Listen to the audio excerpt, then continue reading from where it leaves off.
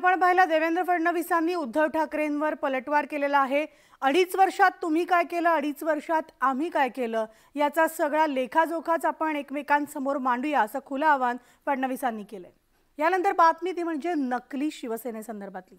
नकली शिवसेना अशी टीका अमित शहांनी केली होती आणि या टीकेला प्रत्युत्तर देताना आमची शिवसेना तुमच्या डिग्रीसारखी नाही असं उद्धव ठाकरे म्हणाले।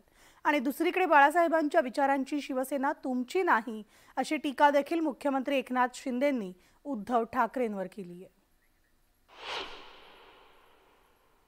त्या शिवसेनेला तुम्ही नकली म्हणता? अरे नकली शिवसेना म्हणाले ती काय तुमची डिग्री आहे की काय? ही काय तुमची डिग्री आहे? ही नकली आहे पण आहे। मग त्यांचे दुसरे पार्टनर आले, खंडेडीखोर पक्षाचे दुसरे नेते अमित शहा, ते बोलून गेले शिवसेना नकली आहे।